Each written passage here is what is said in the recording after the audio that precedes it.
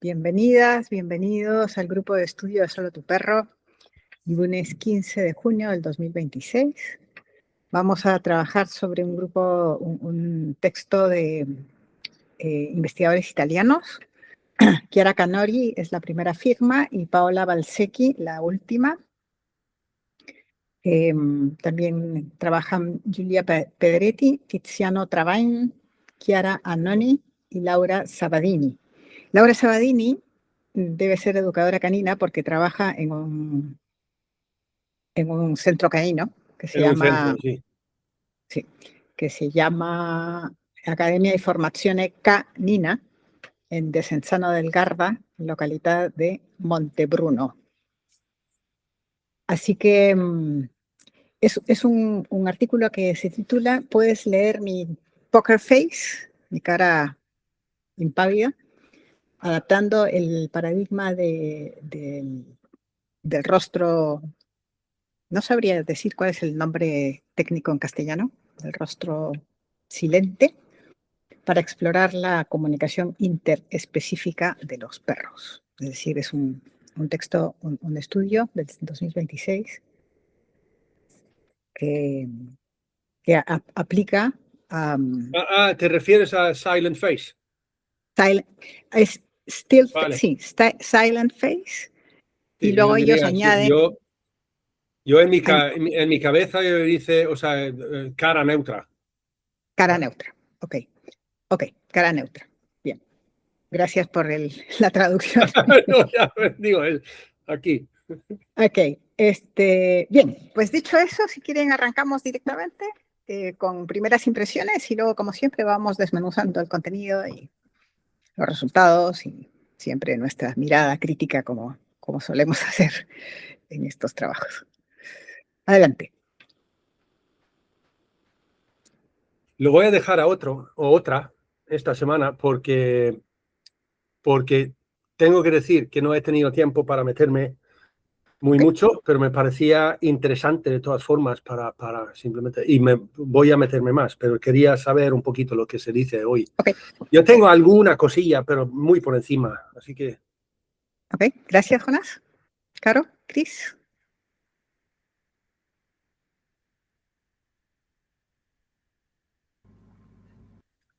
Cris, adelante. No, iba a decir que iba a estar un poco distraída porque me iba a empezar a pasar el gato, están sonando petardos. ¿Ya? No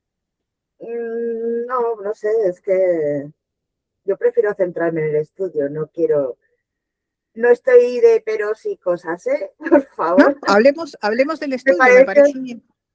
Es una buena entrada, es hablar de lo que el estudio dice.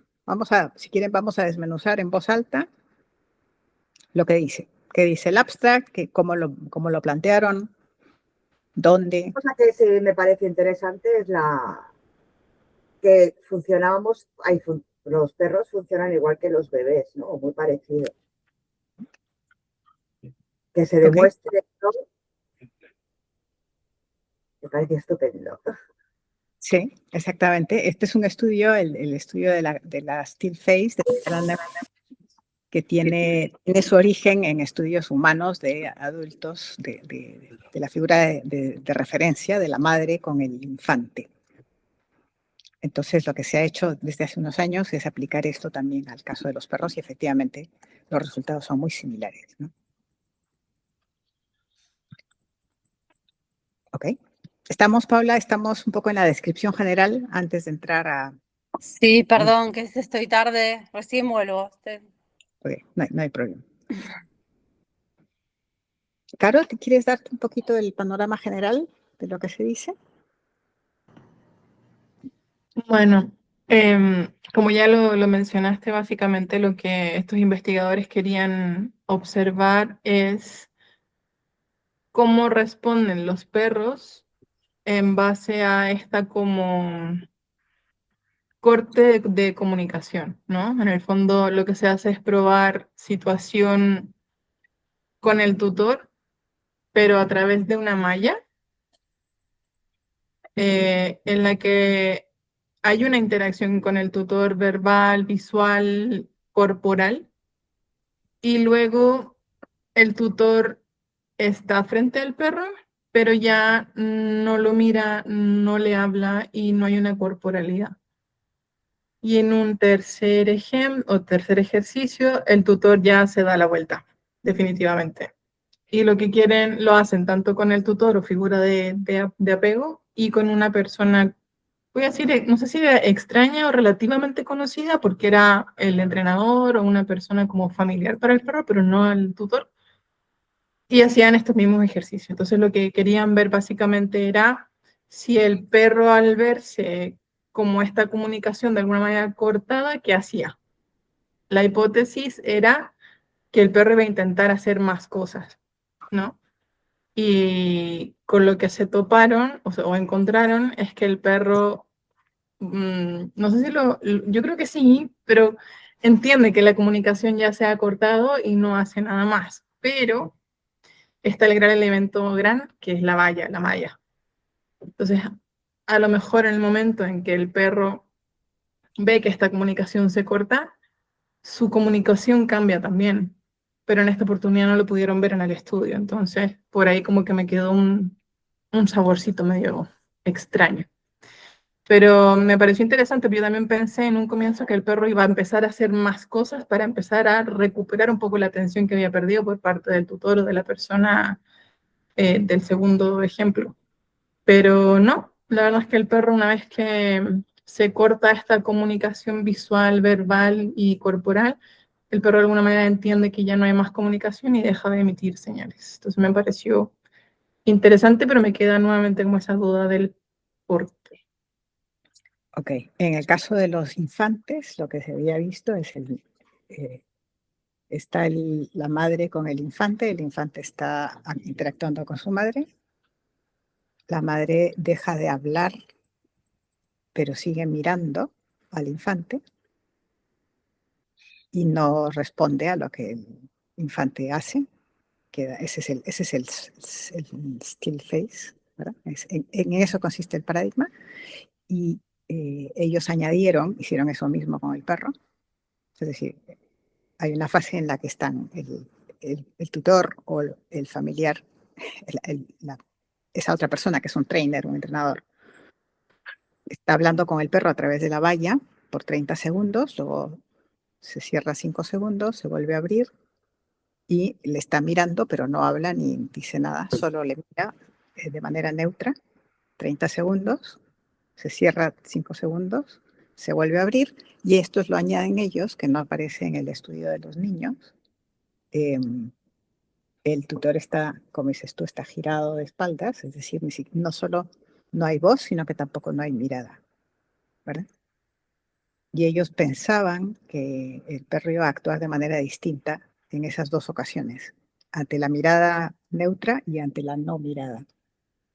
Y sin embargo, como dices tú, donde sí reaccionaron es cuando están interactuando con él, ahí reaccionaba más en la primera interacción, y sin embargo, mucho menos en esas otras dos opciones, ¿no? Como si el perro entendiera lo que dices tú, el cierre de la comunicación, ¿verdad? Sí. Eso es una de las cosas que hablamos mucho cuando hablamos de nosotros comunicamos con el perro, que lo hacemos muchas veces mal, en el sentido de que entre ellos tienen muy claro eso de apertura en la comunicación, luego comunicamos un rato y luego hay un cierre. Y luego otra apertura después de un ratito, o sea que esto es lo que llamamos juego, ¿no? De ella lo hemos hablado muchas veces, pero de que hay una comunicación activa, o sea, apertura, entonces hay una comunicación activa durante un ratito y luego hay un cierre por parte de uno o el otro. Ahora nos encontramos con perros que no lo saben respetar o simplemente tal, vale, pero si es un perro que lo respeta, pues entonces evidentemente se aparta.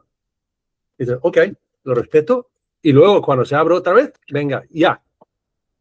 Y vale, parece que esto no es lo que esperaban en esto, pero yo no fui tremendamente sorprendido al leerlo. Como digo, lo he leído rápido por encima, pero no me sorprendió tanto, porque es de cierto modo una forma natural del perro de comunicar. O sea, tenemos, secuencias de comunicación. Que apertura, comunicación, cierre. Apertura, comunicación, cierre. Y esos ciclos, por llamarlo así. Sí. Sí. ¿Cris? ¿Micro? A raíz de lo que dice Jonás, que sí que yo también pensaba que es lo normal de apertura, cierre. Pero aquí explica que tras la primera falta de interacción, luego las interacciones ya no son iguales. Solo con una vez una cara inexpresiva, luego ya no vuelven a interactuar igual de la misma forma. Exacto, como si hubiera un efecto, ellos le llaman un efecto posterior a ese primer cierre que les lleva a no volver a intentarlo. ¿No? A no intentarlo con la misma intensidad. Con la misma intensidad, exacto. Eso ocurre también con los niños, dice, ¿no? Si no me equivoco. ¿Paula? Sí, el efecto ese creo que le dicen carry over, que es justamente eso. Después de, lo que sugieren es que empiezan a bajar los esfuerzos por interactuar después de ver que la primera interacción se frustra o no existe. A mí me hace un poco, lo que me deja pensando es esto de la malla, porque es algo como muy antinatural para el perro. Entonces, ¿qué podemos decir del cambio de comportamiento cuando hay un objeto tan extraño y algo? Quizás también eso, quizás no, yo estoy segura, pero bueno, no lo probé yo, que la interacción va a cambiar ahí porque hay un objeto novedoso con el cual no están acostumbrados a interactuar. ¿Y qué hago ahí? Sí. Sí. Me mete Además, como mucho ruido eso de la malla. La malla y la entrada a este lugar, como siempre suele ocurrir en este tipo de estudios, ¿no? La entrada a un lugar extraño, no es en la casa, es en un laboratorio o en el centro canino, que no sabemos si los perros que fueron al centro canino conocían ese centro canino. Y tienen 2 minutos, otra vez el tiempo, para habituarse al nuevo lugar. 5 por 5 metros. Es cierto que era chico, pero 2 minutos para habituarse a un lugar, y tampoco sabemos si una vez que el perro sale, esto no lo leí yo, no lo leí en el material suplementario, no sé si ustedes lo miraron, pero no sabemos si al salir ese perro, eso queda completamente limpio nuevamente o queda con el olor al perro anterior. Entonces, todos esos valores, todos esos variables son difíciles de medir, con el perdón de mis colegas investigadores. Jonás. No, es que, mira, yo iba a entrar un poquito por ahí luego al final o más tarde, pero Paula ha abierto la puerta. Que bien.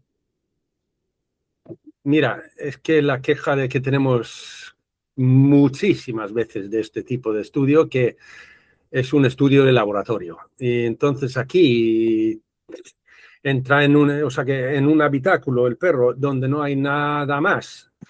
Y de repente se abre algo ahí, hay una malla, significa que puede oler el humano que está en el otro lado, lo puede ver, lo puede oler, lo puede escuchar, y luego lo único que cambiamos es la comunicación de cara, pero la olfativa, auditiva y todo sigue igual, pero no, por alguna razón pensamos que no. A ver, como si todo se excluye de repente, pues no, evidentemente no.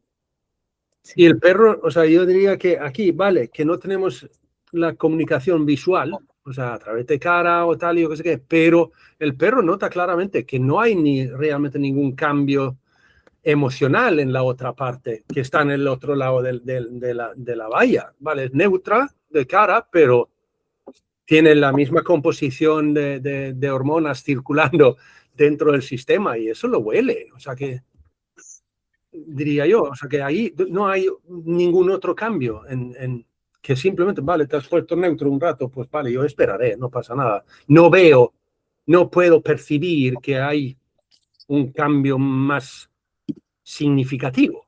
digamos, para el perro, ¿no? O sea, esto es, yo, como muchas veces, o sea, que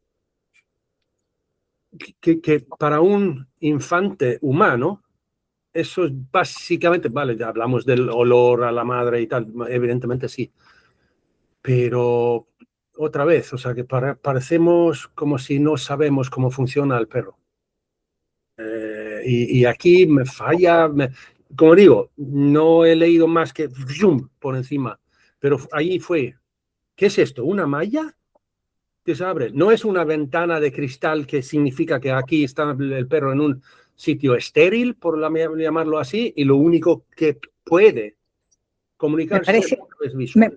me parece que sí, lo que se abre y lo que se cierra, la malla está fija, Ya, si no me equivoco, me dicen ustedes, la malla está fija y lo que se abre y se cierra es un plexiglas ya, o que cierra, plástico que ya que no puede ver, claro. ya no puede, que es opaca, sí. Ya. Pero aún así, los tiempos son tan cortos, lo que están mirando es movimientos corporales y faciales según el Dog Face FAC, el- el- la herramienta de observación de rostro. No Y así. tenemos, evidentemente, vale, ahí es otra de esta. O sea que, Entonces, y otra vez está la famosa movimiento de la cola, significa qué, y la oreja hacia atrás significa qué, y la oreja hacia abajo significa qué, y yo digo, y eso varía en razas. Son 32 perros o menos, 37 perros. Es demasiado complejo el perro, como para estudiarlo así, me parece a mí. Paula. Otro tema, además de ser pocos perros, el rango etario es enorme. Y no podemos pretender que es entre, si no me acuerdo mal, 6 meses y 11 años, una cosa así. No podemos pretender que perros, cachorros, o sea, yo ya no hubiese mezclado cachorros con perros adolescentes, con perros adultos, porque bueno, las maneras de interactuar son diferentes. Y otra cosa que también me hace ruido es por qué estamos dando por sentado que el único tipo de interacción es este lenguaje, solamente ese lenguaje del perro y no otra cosa. Porque mi perra, por ejemplo, para pedirme atención, viene y me pega con la nariz. Entonces, estamos limitando muchísimo, muchísimo las maneras que los perros tienen de comunicarse con nosotros, considerando que solamente son esos. Y si esto no me entra en este cuadro de lenguaje, es que, bueno, no hay motivación. Me parece que hace agua ahí, porque yo qué sé. O sea, una de los motivos por los cuales pusieron este plexiglas y esta malla famosa es justamente para evitar y aislar, en opinión de los investigadores, aislar la variable visual, ¿no? Pero como dices tú, el lenguaje de los perros, como el nuestro, no es solo por un solo sentido, es holístico, es global. Y cada individuo, además, también por experiencia, ha aprendido a comunicar cosas de diferentes maneras, porque yo qué sé, a mí mi perra me podía hacer 1000 caras, que sabía que lo que era eficiente era venir, ¡pop! Y el narigazo, como le decía yo. Eso era eficiente. Entonces, mi perra, después de muchos años, en su vocabulario o en sus herramientas para llamar mi atención, quizás hay algunas que ya dejó de usar y que no tiene que ver con un tema de motivación, tiene que ver con que, bueno, estas no funcionan para lo que yo quiero en este momento, uso esta. Y si de repente estoy en un estudio donde me limitan al no poder usar esta, y bueno, y que me quedo... Es como el dígalo con mímica, ¿viste? Cuando no nos dejan hablar y nos obligan a comunicarnos de una forma que no es en la que estamos habitualmente, y hay veces que uno se queda ahí un poco paralizado. Paralizado, exactamente. Son 5 minutos, menos de 5 minutos el ejercicio. Se hace una vez, fin. Yo no sé si eso da para sacar conclusiones. Unas conclusiones que, por cierto, a mí me encantaron como conclusiones, pero me encantó saber lo que dice el artículo, que el perro manifiesta desarrolla más señales para llamar la atención de su tutor que de la persona familiar, es decir, del entrenador. Y entonces ellos anotan, y esto habla de, fortalece la teoría de la importancia del vínculo entre el perro y su tutor. A mí no hay cosa que me guste más que escuchar eso, pero no sé si este artículo o si este estudio lo prueba. Y lo que dijiste, Carmen, de asignar significados a determinadas cosas. Orejas hacia atrás es esto, párpados esto, lápido.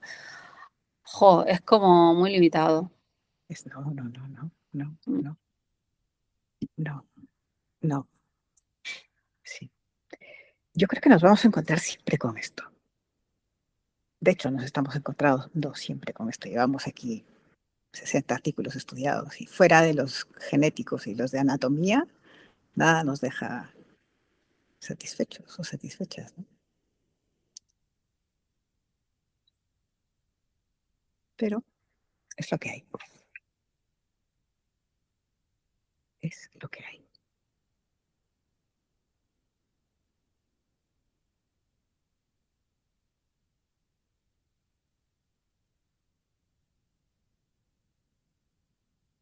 ¿Quién quiere hablar? Jonás, perdón, no te di la palabra. Jonás. Anda, la pobre Carmen. Perdón, a ver, ¿por dónde iba yo ahora? No, iba por eso también, o sea que Paula acaba, o lo habéis tocado, pero estas típicas señales, o sea que de calma, las famosas señales de calma y que realmente significa, o sea, que el perro quiere comunicar algo a la otra parte con estas, digamos, de lamerse el hocico, por ejemplo. Eso realmente es comunicarle a la otra parte lo que, mira, yo tal, yo qué sé qué. O es simplemente una auto, digamos, hacia alguien, porque yo he visto en los míos hacer estas cosas que están caminando y van por delante y pasaba algo y de repente veo a mi perro ahí, pero no a nada.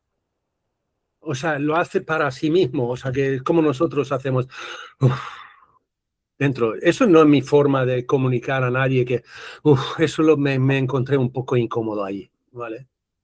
Pero ahí y luego, eso evidentemente hay un... Yo creo que sinceramente, cuando hablamos de las primeras señales de calma, yo hoy en día dudo que esos son señales de comunicación, que yo quiero comunicar eso a la otra parte, porque, o sea, yo creo que simplemente es algo de autorregular, mejor dicho. Luego, más señales, digamos, más activas, por llamarlo así, pues evidentemente sí. Pero estas primeras, o sea, que el bostezo, por ejemplo, lo veo yo también, o sea, muchas veces, que para mí 90% es autorregulación, no tiene nada que ver de comunicación hacia la otra parte. Pero eso es mi propia, digamos, percepción de ello. Eso es una. Y luego la otra era también eso de que los tiempos cortos, porque vuelvo a decir que si entramos en eso otra vez, de las fases de comunicación del perro, o sea, apertura, comunicación y cierre. Aquí había apertura, había cierre, y entonces el perro, y luego se abre esto, y entonces el perro, vale, aquí hay otra apertura, entonces empezamos, pero entonces la otra parte no hace nada, digamos, activamente, entonces simplemente, yo diría que el perro simplemente está esperando, vale, arranca, dime algo. O sea que no veo que hay de verdad, no lo veo. Pero luego, ojo, con todos estos estudios que estamos mirando y tal, yo creo que lo que tenemos que hacer es, a ver, ¿qué podemos sacar de aquí? Y el resto, vale, pero puedo sacar esto. Sí. Y aquí yo estoy de acuerdo con Carmen que sí. O sea, por ejemplo, que me parece lógico, pero lo podemos sacar directamente, de que el perro intenta más activamente abrir una comunicación otra vez con su tutor o su, digamos, parte familiar, más que con una parte que a lo mejor lo conoce, pero no tiene el mismo vínculo con esa persona.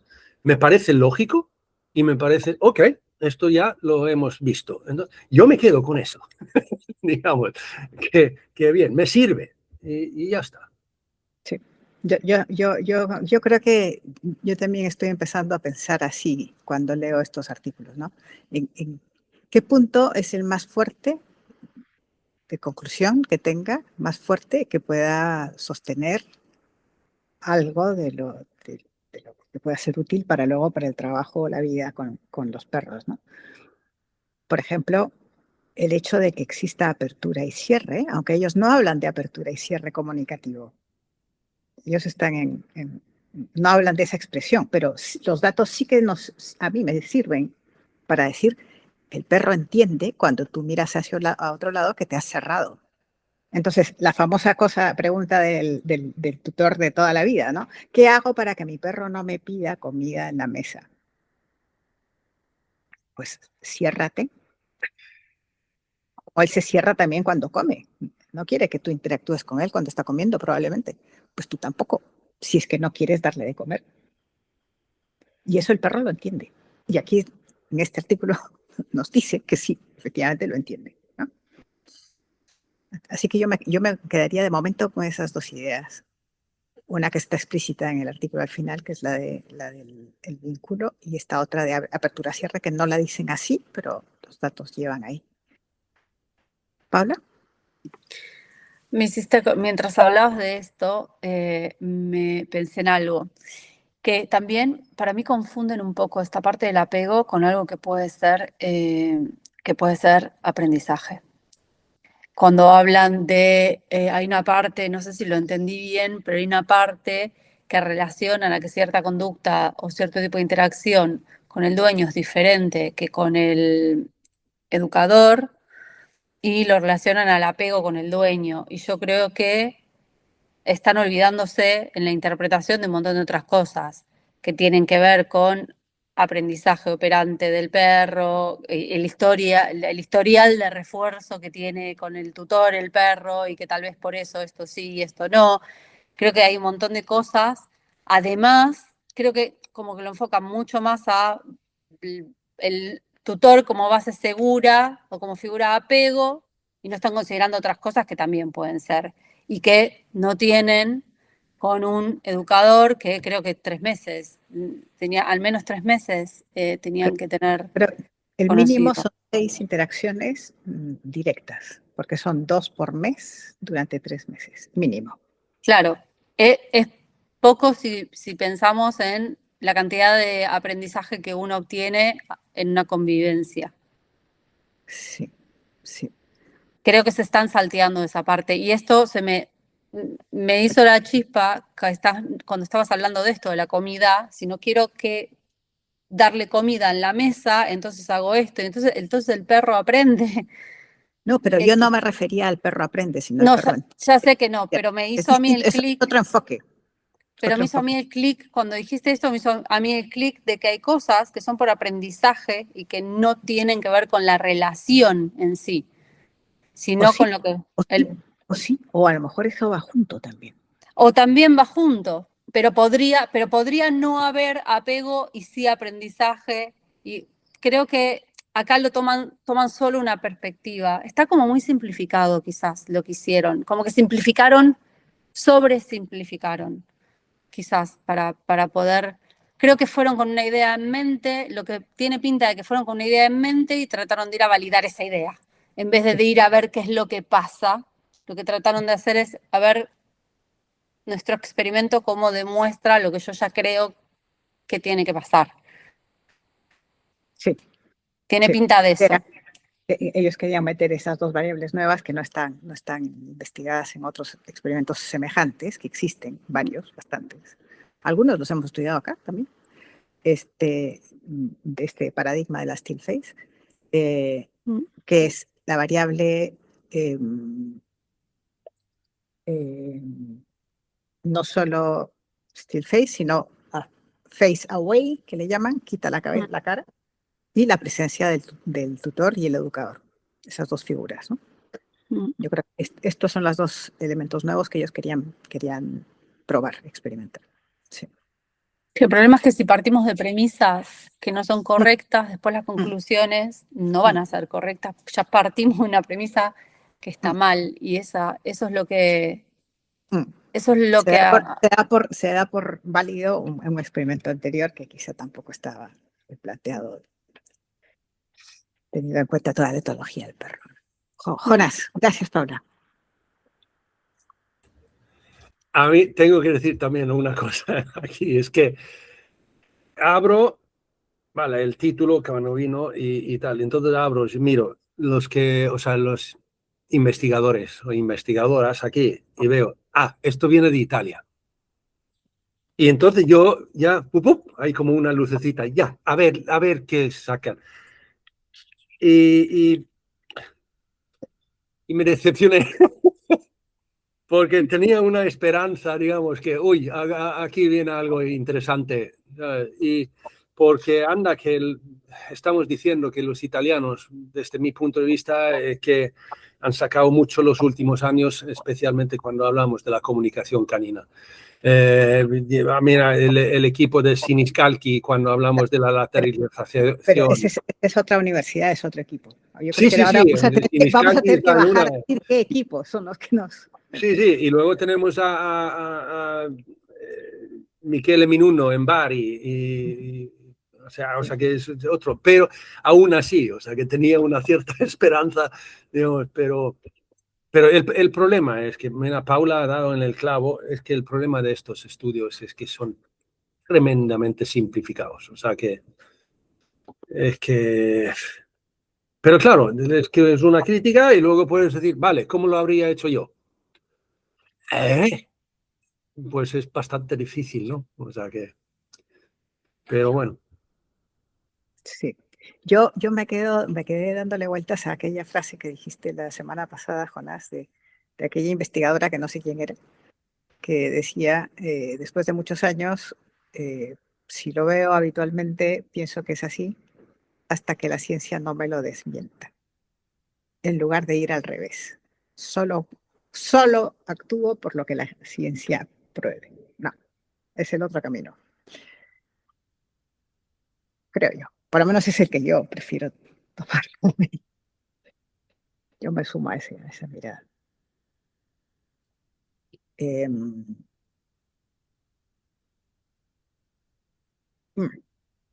Sí, más.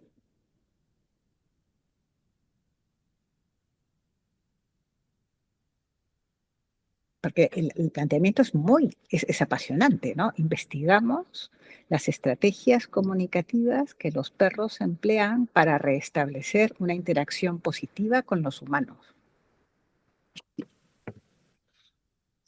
Pasa es que no sé si con este trabajo lo puedo saber, pero el planteamiento es extraordinariamente interesante, ¿verdad? Paula y Jonás. Claro, pero si vamos a estudiar las estrategias comunicativas que el perro emplea, no podemos cargarnos un 80% del tipo de estrategias comunicativas que tiene el perro, porque si no, no estamos estudiando sus estrategias comunicativas. Lo que estamos estudiando es algo que a mí se me ocurre y tomo 5 variables al azar y bueno, y me ocupo de estas. Y si el perro justo no usa esas, cachorros de 6 meses en el estudio, ¿de qué estrategias comunicativas podemos estar hablando comparando lo que o sea, un cachorro va y a por saco? O se queda paralizado si es. O se queda paralizado, pero es como que todavía no tiene, que habrá cachorros muy hábiles, ¿no? Pero que todavía no tiene quizás una caja de herramientas, de estrategias comunicativas formadas como las que ya tiene un perro adulto que tiene experiencia, prueba y error.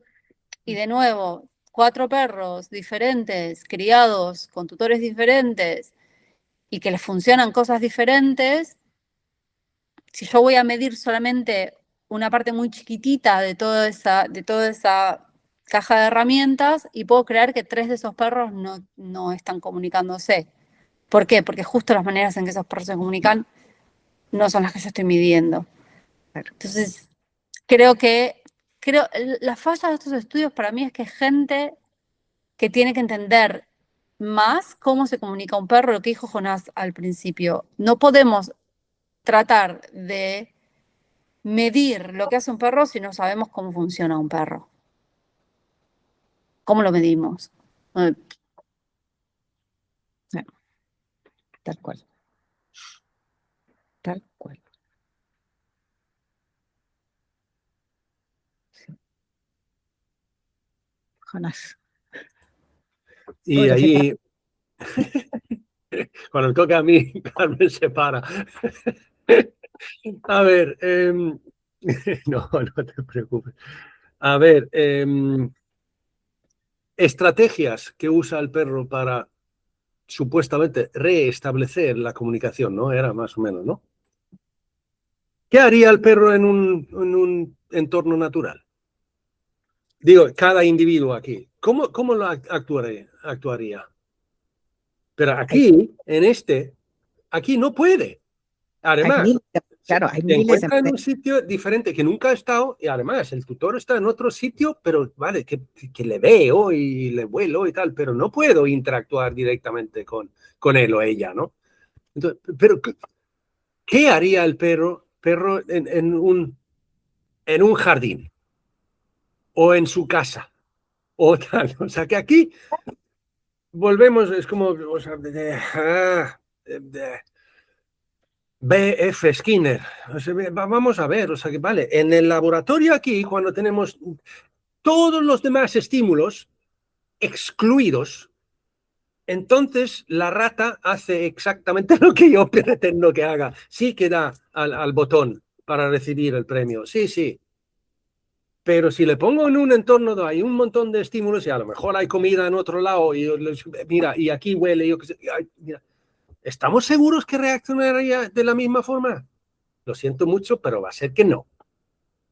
O sea, mira, como lo de siempre, aquí estamos diciendo que no, tenemos estos resultados, tal, vale. Pero no tenemos ni, perdón, otra vez, como suelo decir, no tenemos ni zorra idea de cómo actuaría el perro en un entorno natural. Y como por tocar lo que estaba comentando Paula también, pero ahora, como decías, para ver las estrategias que el perro emplea para restablecer la comunicación con la otra parte. En este entorno el perro no sabe ni, pero espera un momento. Vale, yo espero. Mi Claro. tutor está en el otro lado, yo espero que diga algo. Ah, Claro. está neutro, pues yo me mantengo neutro.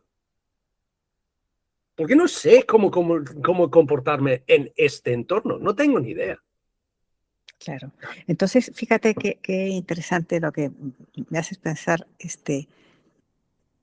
como si la estrategia fuera solo esos efectos fisiológicos que se mueven en el cuerpo del perro ante una situación determinada, como si ese fuera el modo de expresarse. Pero yo Porque creo esto es lo que están viendo. O sea, sí, pero ¿para Carmen, dónde pones las orejas? Y ni siquiera son todas las variables físicas, ¿no? O sea, para dónde pones las orejas, la cola, hacia dónde mira la cabeza, y no recuerdo qué otra cosa más. Ah, exactamente, el licking, ¿no? O sea, la lengua, si se chupa los labios o se chupa la nariz. pero Eso es también, perdón, porque voy a por donde estaba Paula diciendo antes. O sea que vale, que evidentemente hablamos de sus formas digamos, comunicarse y tal, genéticamente, pero también hay una gran parte de aprendizaje. Y el perro ha aprendido, ahora los cachorros y, bueno, adolescentes además, que es completamente diferente, pero un perro adulto que ha vivido unos años con el tutor X o la tutora Y, es que ha aprendido durante años cómo actúo cuando me encuentro en esta situación y cuando me encuentro en otra situación en el entorno tal cual, yo qué sé qué. No es únicamente que esto viene de nacimiento, no, es un aprendizaje durante la vida. Y ahora, de repente, le pongo, sí, plaf, y dentro de un sitio donde no tiene, vuelvo a decir, no tiene ni zorra idea. porque no se ha encontrado en esta situación antes. Entonces yo diría que la gran mayoría de los perros que conviven con nosotros ahí esperan que nosotros tomamos la iniciativa y entonces a partir de ahí ya actúo. Si fuera un lobo, a lo mejor haría otra cosa, pero un perro doméstico, o sea, un canis familiaris, yo diría que espera que la parte humana me diga lo que tengo que hacer a partir de ahora. Y es que hay un... Es que, Y son 30 segundos lo que tengo que esperar, Ya, porque después se cierra ya. otra vez esa cosa, un nuevo cambio, pues sigo esperando y luego se vuelve a abrir otras 30 segundos. A mí me parece descabellado, la verdad. Ahora, cada vez que lo pienso con ustedes, me parece más descabellado. Paola. Y eso, Carmen, que estás diciendo, o sea, cuando empezaste a enumerar las cosas que ellos consideraban como comunicación, que es comunicación en un entorno donde yo estoy prestando atención a lo que el perro me está mostrando y entonces yo decido hacer una cosa u otra, ¿no? Orejas para atrás, esto. Pero, de nuevo, si yo estoy hablando de que el perro a conciencia esté tratando de llamar la atención de la persona y justo me estoy fijando en esas señales que son las que los perros por lo general no hacen a conciencia, entonces como que estoy viendo justo justo lo que no tengo que ver, porque si me voy a estar fijando, considerando esta hipótesis, ¿no? De que es un poco a la que más creo que apuntamos todos, a que hay muchas de estas señales de calma, las de Turing, que son cosas que el perro no está haciendo conciencia para buscar una comunicación, sino que el perro las hace y el perro el otro perro las mira y dice, ah, opa, pará, este perro está nervioso por esto, entonces yo mejor voy a hacer esto. No es el me voy a olfatear para que el perro vea que yo no soy una amenaza. No, no, orejas para atrás, lamidos, ese tipo de cosas muchas veces son no a propósito para comunicarme con el otro. Y entonces voy a tomar justo esas para ver si el perro quiere llamar la atención. Yo no me imagino eso. Quiero llamar la atención de mi tutora. Me voy a lamer la nariz, tirar las orejas para atrás y pegar 2 bostezos. Es como que... Sí, ahora ahí me surge a mí una duda, porque hay un artículo que citan, no sé si alguno lo recuerda, pero citan un artículo justamente para fundamentar por qué piensan que sí es válido esa medición. Un artículo donde dicen, que no lo tengo aquí, no sé exactamente dónde está, pero que dice que un perro cuando no está en presencia de alguien que pueda recibir su comunicación, ejecuta menos esas acciones. Entonces se apoyan en eso para decir, de alguna manera sí que tienen un sentido comunicativo. Ok, te lo compro, pero pongamos esto, ¿cuántos tutores entienden esa comunicación, cosa que el perro aprende a comunicarse de esa manera con los tutores? ¿Cuántos tutores entienden eso? Y no el que el perro le dé besitos, o sea, ¿cómo me quiere? Me está llenando de besitos y el perro te está diciendo, por favor, por favor, para. Entonces, justo es el perro para comunicarse con su tutor va a usar esas cosas que por lo general los tutores ni se enteran. Sí. Es que no me cuadra. Aquí está el artículo que ellos están, tal vez lo podemos ir a revisar, es de Pedretti 2022. Las expresiones faciales parece que juegan un papel central en la comunicación canina y la investigación sugiere que estas señales están influidas por la existencia de un potencial receptor, que es un criterio esencial, dicen aquí, para que el comportamiento pueda ser considerado comunicativo. Y citan a Levens y Hopkins, 1998, y Levens, 2005. Y yo pongo una raya y digo, no. En el caso de los perros, no. No es necesario que esté presente el interlocutor para que dejen una señal que es comunicativa. Por ejemplo, las señales químicas. Las dejan para un interlocutor que vendrá después o a un interlocutor que estuvo antes. Pero no hay simultaneidad. Quizá eso nos pasa a los humanos, mientras no escribamos cartas. Creo yo.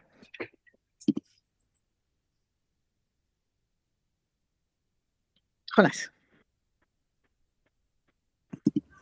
Luego otra cosa, que se mueve la cola, ¿no? Sí. Pero, ¿qué tipo de movimiento de cola?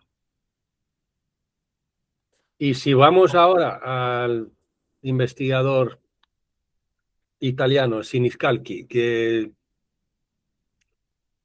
la cola se mueve de una forma u otra, pero además se mueve en un lado o en el otro. O sea, ¿qué emocionalidad está produciendo esto en el perro? Que lo podemos decir, vale, a 100% seguro no, pero a bastante podemos sacar bastante información de, ¿está moviendo la puntita? ¿Está moviendo o sea, la cola en círculo? Sí, en círculo. ¿Está más hacia un lado o en el otro? ¿Es intenso o es fimpa, fumpa, fapa? O sea, vamos a ver. Hay muchísima información en eso, pero no, es que simplemente se mueve o no.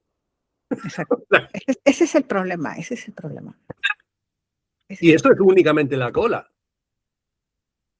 O sea, mira, todas las señales estas se pueden empezar a mirar bien, o sea, que de cómo, en qué momento lo saca, cómo lo hace.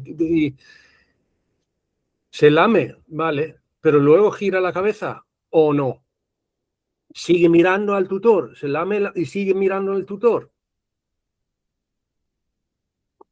Exacto. Hay tanto de más en todo esto que falla, pero bueno.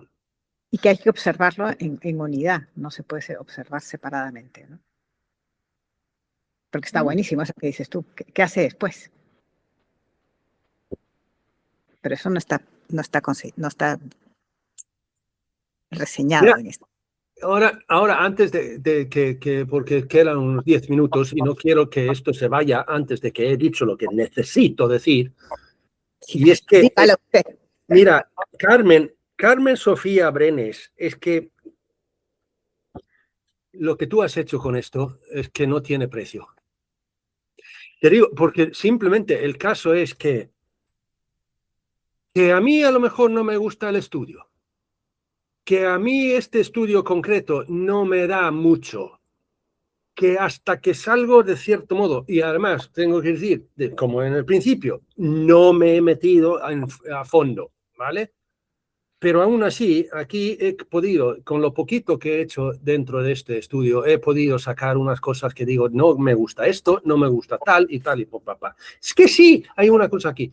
Pero lo que realmente es valioso, lo que realmente me vale y que lo que realmente yo me llevo ahora, cuando esto se cierra dentro de 10 minutos, lo que yo me llevo conmigo es esta discusión que hemos tenido aquí alrededor de algo que anda que no hemos sacado, que a lo mejor no lo pensaba en el principio, pero simplemente hablando con ustedes aquí un rato, yo he sacado cosas que no había visto antes, que no había pensado antes. Y gracias a Carol, gracias a Chris, gracias a Paula y a ti, Carmen, por esto. Porque lo he dicho antes, que hemos tenido discusiones sobre estudios aquí, que hemos sacado cosas que ni siquiera lo teníamos, casi no tenía que ver con el estudio, pero hemos sacado cosas valiosísimas. Simplemente para, o sea, sacar. Mira, Carol dice algo y yo digo, coño, ya sale algo de mí, que hace que Paula saca algo, que pam, pim, pam. Mira, Carmen Sofía Brenes, gracias. Gracias a ustedes, gracias a ti, Jonás, porque yo lo único que hago es poner la plataforma y ser la terca que cada día recuerdo. Pero no es lo único, Carmen, no, es un montón, eso lo único, porque la reacción en cadena tiene que empezar en algún lado y vos sos el catalizador y sin el catalizador no hay reacción en cadena. Entonces, no es lo único, que es un montón. Siempre pienso, esto lo hacemos y creo que es verdad, Jonás, y creo que lo pensamos todos, no todas. Esto es un trabajo que hacemos juntos. Si no estuviéramos juntos, no habría esta lectura. ¿Verdad?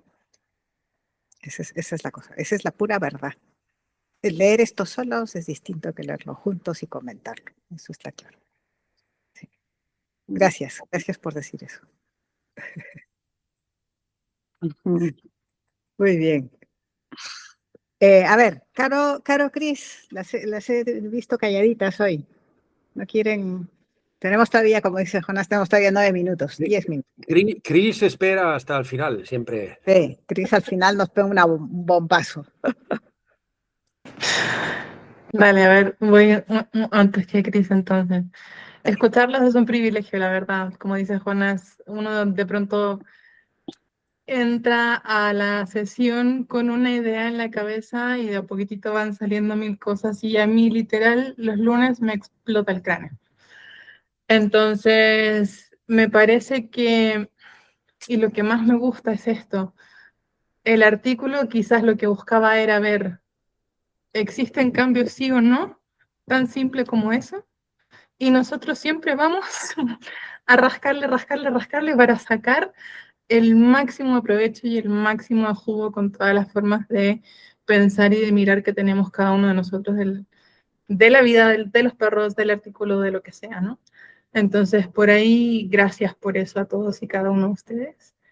Y me llevo justamente también, como decía Carmen, cosas importantes de la comunicación del perro. El perro no es solo la nariz o el relamido o las orejas o la cola, es tantísimo más. Entonces, quizás en un próximo estudio, en una próxima mirada, es ver sin esta malla, en un contexto más natural, cuáles son efectivamente las herramientas comunicativas que tiene ese individuo. Porque tampoco lo podemos generalizar a el perro. ¿Sabes? El perro puede hacer tantísimas cosas. Y por ahí, simplista o no, siempre le terminamos sacando una vueltita. Así que me gusta mucho mirarlo desde esa forma. Y, y nada, el perro la verdad es que aprende un montón y cuando se encuentra con un tutor que no entiende su comunicación, tan simple como que ya, en algunas oportunidades no me voy a comunicar más porque no me están entendiendo. O va a buscar la forma de darse a entender hasta que esa persona o ese tutor logre comprender lo que está diciendo el perro. Pero hay que ver, esto es individuales, circunstanciales de muchas cosas, entonces, nada, por ahí le dejo la palabra. Sí, sí. Gracias, Caro. ¿Jonás? En toda la comunicación que el perro sujeto, digamos, en un momento, en este estudio, digamos que hay un perro concreto que está allí, que lo están estudiando este perro con su tutor o su tutora, ¿vale? ¿Cuánto éxito ha tenido ese perro anteriormente cuando el tutor o tutora ha cerrado la comunicación con él? Entonces, ¿cuánto sabe el perro que puede realmente influir sobre esta situación o no? Sí. Yo creo que estas cosas que has dicho, Carol y Jonás ahora al final, a mí me hacen pensar que quizá los estudios cuantitativos, donde se introduce tanto la estadística, no son el camino adecuado para entender al perro. Creo que tendríamos que tirarnos más a los estudios cualitativos de observación longitudinal, de largo plazo, de un solo individuo o de 5 individuos. Porque que también son válidos para hacer ciencia, ¿no? Está probado que eso también funciona, ¿no? Pero yo creo que quizá por ahí, Paula, sobre todo en cuestiones de comportamiento. Sí, sí, a no ser que la parte cuantitativa sea de medición de neurotransmisores, hormonas y eso, que nos ayudan a entender también qué es lo que está pasando ahí atrás relacionado con el lenguaje. Porque eso sí se puede cuantificar de una manera, y voy a usar las comillas, Carmen sabe bien por qué, o sea, objetiva. Claro. Porque estoy midiendo algo químicamente que después nos podemos ir al lío con todas las objeciones que puede tener eso. Pero ahí sí para mí tiene sentido algo cuantitativo. Pero después cuando estamos hablando de esto, del lenguaje, de lo que yo veo, de lo que yo interpreto como ser humano, a lo que me está tratando de decir una especie que no es la mía y que a gatas nos estamos aprendiendo a entender con ellos, ¿qué voy a cuantificar? De hecho, cuando ves las mediciones estadísticas y los intervalos de confianza y todo, te das cuenta que intervalo de confianza es una cosa así y decís, ¿qué estoy midiendo acá adentro? Es una bolsa de gato. Sí. Sí, pero aún así yo le quiero, Cris, sobre la parte de medición fisiológica, también tendrías algo que decirnos seguramente, ¿no? Que también nos quejamos de cómo entra el perro, del estado emocional, de todas estas cosas, de todo basal, de si son pinchazos, de si son, yo qué sé. La medición con orina fue la única que no nos quejamos, que yo también estoy súper de acuerdo en que no tenemos por qué ir sacando sangre al perro. Entonces, también íbamos a sacar, que también lo ha dicho Paula, íbamos a sacar la puntilla seguro. Seguro. Segurísimo. De hecho, ya lo hemos sacado alguna vez, ¿no? Porque Sí, no es lo mismo sangre que sacar una muestra de orina con una paleta, ¿no? claro. Tiene un ambiente que en otro y estas cosas, pero es que los estudios son estudios. Y luego también nos quejamos a veces de, claro, depende de dónde viva, depende de los estímulos. Entonces, ¿qué queremos? ¿O laboratorio? ¿O qué queremos realmente? ¿Cómo queremos que se hagan estos estudios o cómo nos gustaría? Yo tampoco lo acabo de tener claro. Yo pienso que tiene que ser más cualitativo, más observacional, pero es más difícil de, si quieres, de hacerlo pasar por el método experimental Claro, que clásico. tú dices un individuo en X tiempo. Entonces, tú has dicho 5 o 6 perros, entonces diría Paula, son muy poquitos. Sí, se ve que esto de la ciencia es complicado, ¿no? Entonces, yo creo que tenemos que sacar pues, la parte positiva y mirar los estudios desde otro punto de vista, porque tan así no llegamos a nada. Que sí que es verdad, Jonás, que siempre sacamos 40.000 cosas y la perspectiva de cada uno y tal, pero del estudio en sí, no sé, a mí me queda a veces mal sabor de boca. De escuchar la conversación. Sí, porque es como, jolín, todo mal hoy, ¿no? Y yo a lo mejor, no es que no lo hubiera visto, porque sí que hay cosas que me han chirriado mucho, pero no me las he tomado como, Sí. ¿sabes? Tan así. Digo, bueno, pues vale, esto está, para mí no está bien del todo, pero el estudio es esto, esto y esto, ¿no? No sé. Sí. Y con la parte Pero eso es lo positiva que, Cris, eso es lo que yo dije también, o sea, que sacas lo que para ti, esto sí que me vale, esto me parece estupendo, pues vale, me llevo eso, ya está. Sí. es que vamos a seguir analizando estudios, vamos a seguir haciendo lo mismo, pues igual lo podríamos coger más cosas. Ok. Vale. Ya está mi zascas. Vale. Me parece bien. Esa es la intención siempre cuando arrancamos, ¿no? Decir cómo está hecho y a qué resultados llegan. Quizá de manera descriptiva y luego hacemos la interpretación.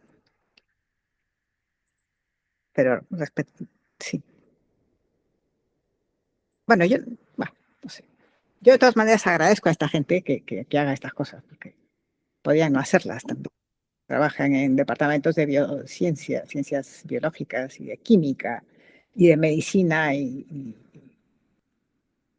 o sea, podrían estarse dedicando a otra cosa. Y sin embargo se dedican a los perros, ¿no? Que está muy bueno eso.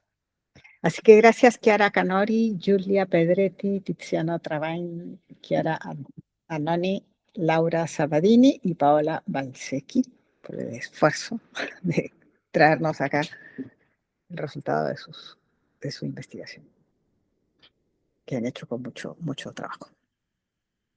Y gracias a ustedes por estar.